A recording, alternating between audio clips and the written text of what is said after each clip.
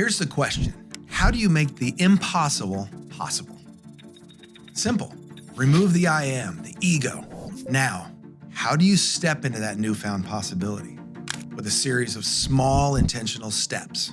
Never forget, the greatest among us started from humble beginnings. But to truly unlock your potential, realize you're here for something greater. If you're yearning for more than just a good life, let's take that small step together to reach greatness. Welcome to the Greatness from Small Beginnings podcast, where we're talking to those who have gone from mediocrity to motivated, overlooked to overachieving, forgettable to unforgettable. Are you ready? Let's go.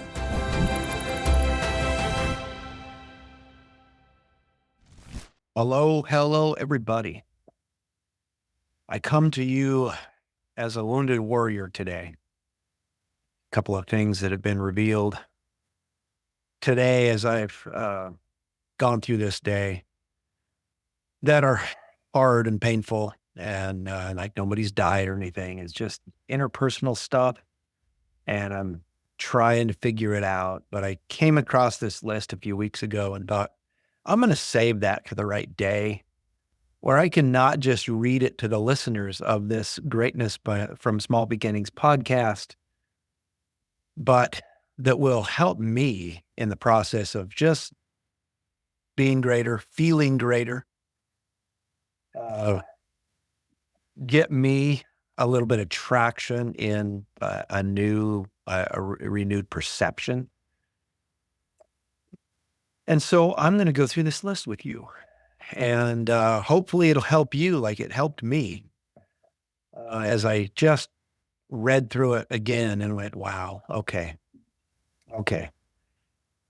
It says 12 qualities that guarantee a better life. Okay, guarantee is a funny word, but some are worse. What the paper that they're written on, or maybe not even. And there is no guarantee that if you do one of these things and not others, that you will have this quality-filled life that you're talking, that you're thinking about, that you're hoping for, that you value.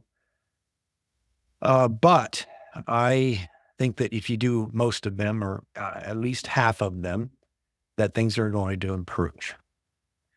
First, number one, gratitude. It's one of the things I've been struggling with, because this thing that's heavy on my heart today has been many, many months in the process. And I really want to resolve by it. There is a glimmer of hope, and I would love to see it work out. And I would love to see it get on a pathway of working out.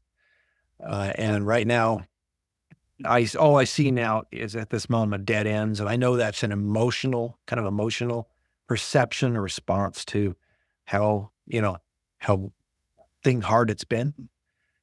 But in spite of all that, I've been like, when I bow my head to pray at dinner and other times, I have this gratitude, and I am great. I'm thankful for that. Very thankful that gratitude is part of that requirement, part of my personal requirement, and part of my mind and heart each day. Okay, number two, quality to guarantee a better life.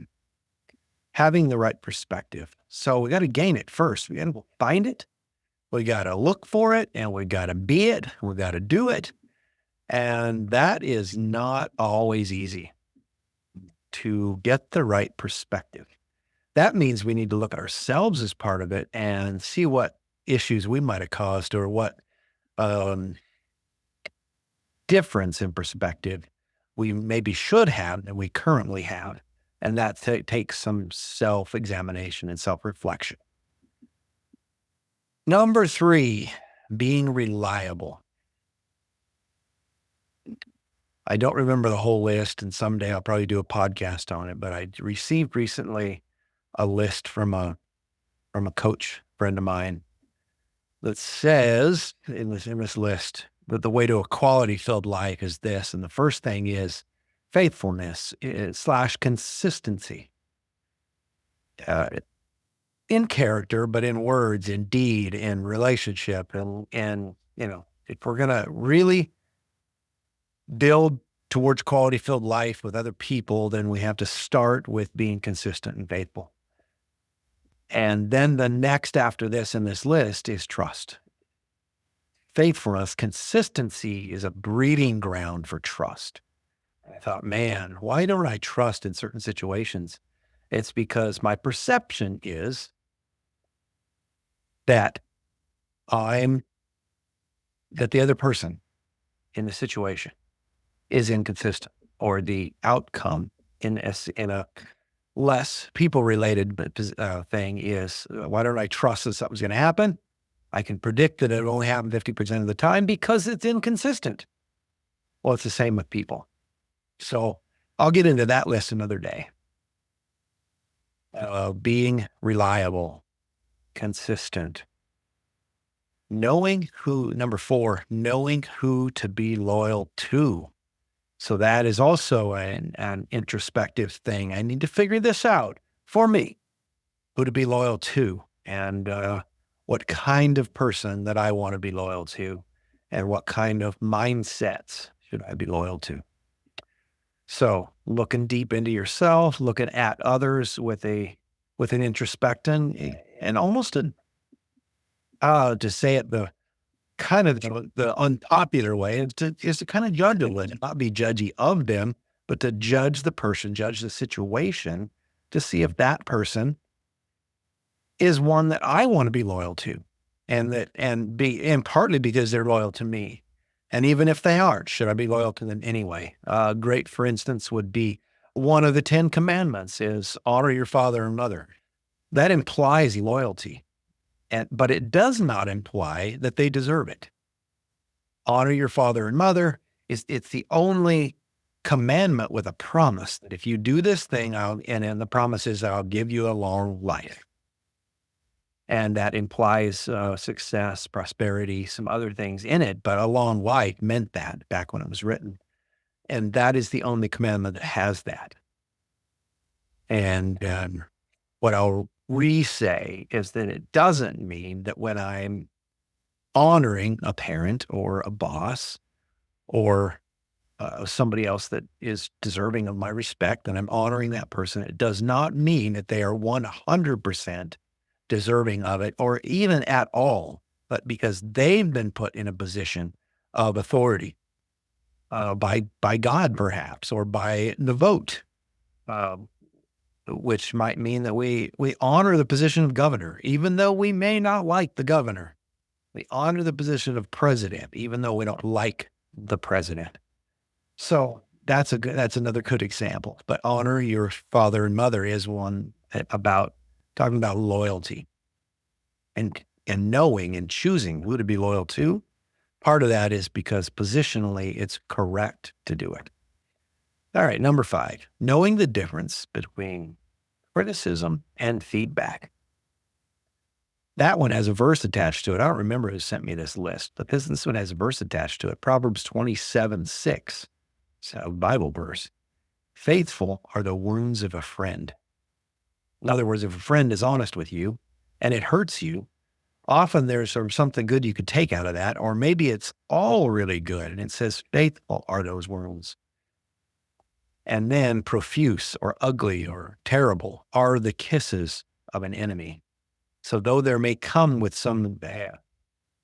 with a good package around it, they may not be worth having. Number 6, a sincere pursuit of wanting to have a relationship with God. That's one thing that I've always believed guarantees a better life. I asked a guy not recently, a year ago, probably. He was talking about the spirituality and his quest with God and this journey he's been on. And he said, I admit I'm not very close with God. And I think I should be. And I hear it, and I listened a long time. We talked about many things. And then I asked him the question that I was once asked.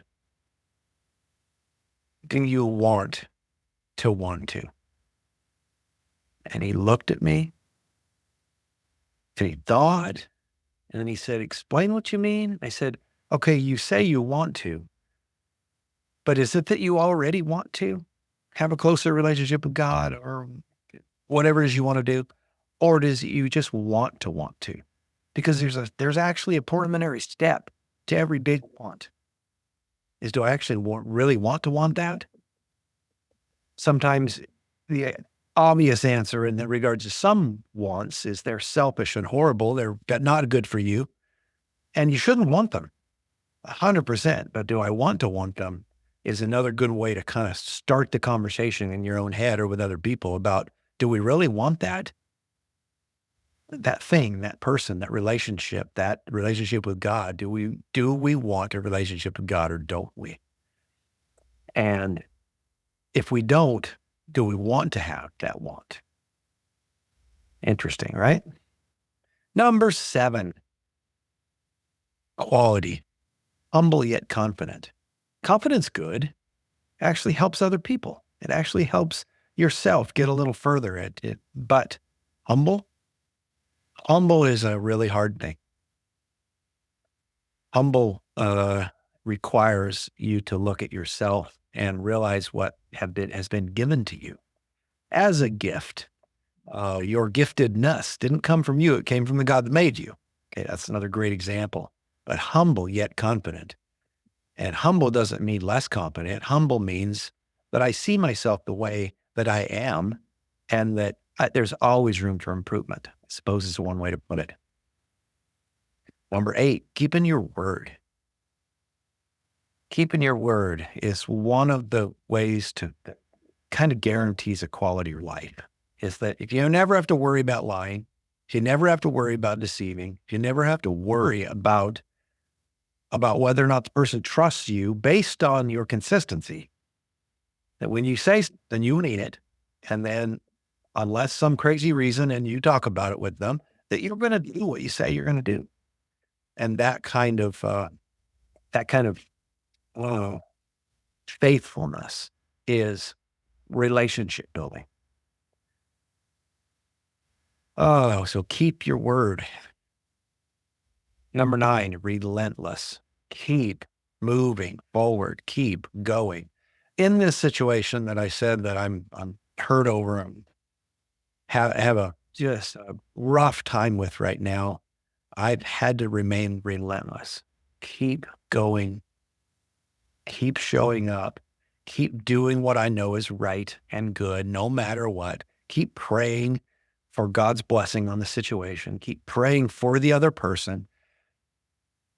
And then, and in essence, just don't stop that. Now, is it unhealthy to stay in certain things for long periods of time? Yeah, that doesn't make you less relentless, but you have to stay with things. Part of keeping your word, that's part of being consistent and faithful. Another thing is quality would be to be a great teammate. And this happens to be someone I'm on a team with, and it's been really difficult.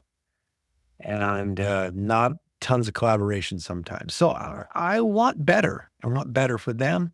And I want to be a great teammate. And I would say that in reflecting that I haven't been that great. Often my attitude is not fantastic and I don't match my old core values often. Not often, but sometimes. Like sometimes I'll just miss it. And because I get in my own head or I'm concentrating on me rather than being a great teammate. And I do need to continue to work on that. Number 11, leading to the best of your abilities in every situation. Realizing that when you're doing something, you're leading someone else. If anybody is nearby, you're leading. For sure. Not just following. So keep that in mind. And consider how you can lead the best you can lead. Avoid temptation of being liked. Oh man, I like it when people like me. I really do. And I like it when they appreciate me and love me and all the wonderful, wonderful things. But avoid the temptation of wanting to be liked and to live inside that only. And instead of seeing the things in a broader perspective, can't make everybody happy. Not everybody's going to like you, especially based on number 11, if you're leading to the best of your ability. Often you won't be liked, and you need to remember that. Choosing both your enemies and your allies according to where they need to be in your life. That actually fits right in with several of these others, is having the right perspective and knowing who to be loyal to and keeping your word. Anyway, choosing your enemies, basically by seeing what they do, how they act, and what they do, and your allies by how they act, what they do, how they react to hard situations. Choose those people accordingly. Be smart about it. And then being aggressively patient, which means be patient, hang in there, be relentless, but also be purposeful in it. Be intentional about if you're being patient for a piece of information, continue to ask. Doesn't mean you're not patient. Continue to ask. Number 15, thing that'll guarantee, I said, let's see, qualities that guarantee a better life. Number 15, in pursuit of vision instead of just money. Wow. In pursuit of a vision / quality filled life, and I don't think vision and quality filled life are necessarily opposites. They don't always fit perfectly, because sometimes we have a vision, I want to get there and do that. And we don't take into account the quality filled life until we're partway down the road. And then the vision can switch a little. And then as it switches to be correct, then the vision actually becomes brighter and better. We can we can kind of create a new one as we go. But in pursuit of a vision instead of just money, money is often a problem, a stumbling block, and you don't need to be stumbling over it. So, the scriptural parables, what is there, 38 of them, I think it is. And someone told me recently, and I haven't checked it out, that near 30 of them are related to money or an anecdotal answer or question about money, or just directly addressing income or money or greed or something to that effect. And that is a high percentage. So obviously, God and Jesus, they realize that it's important to talk about. And we need to not pursue money as the main thing. That is 100% the issue. Often, not 100%, because there's always a motive behind it. But to get a quality filled life, you can't do that with money. I heard somebody say the other day that, let's see, pleasure and happiness are completely different things. Happiness is lasting. Pleasure is temporary. Pleasure is selfish. Happiness is selfless. And on down the list. There's so many opposites between those two things. And it has to do with not focusing on pleasure rather than the pleasure or money, the pleasure that money can buy, but that you are considering what really a good life for you means. And for the God you serve, the kingdom that you serve, and the kingdom that you're trying to enhance and make better. Number 16, learn about long-term thinking instead of short-term chase. Oh, I thought that was a really good, not just short-term thinking, but long-term thinking instead of short-term chase. So often, even short-term sometimes in the business world, these yearly goals and all that stuff is often a chase rather than it's a long-term methodical viewpoint on what we need to do and be to get where we are supposed to go. I think of salespeople who set sales goals, and it's always for a quarter, it's always for a month, or it's always for a year. And there's nothing wrong with that. Like, we need to see the numbers. It gives us a little edge sometimes through competing with ourselves or others. And yet, maybe if we looked at a 5-year plan of where we want to be, that honing it down, pulling it back might even be better. Just a thought I just had that maybe I'll take to my team coming up here. Number 16. Oh, that was number 16. Long-term thinking instead of short-term chase. Number 17. Knowing how to embrace and have fun while going through hell. I struggle with that one. Man, I have spent most of my life figuring out how to not to compartmentalize myself.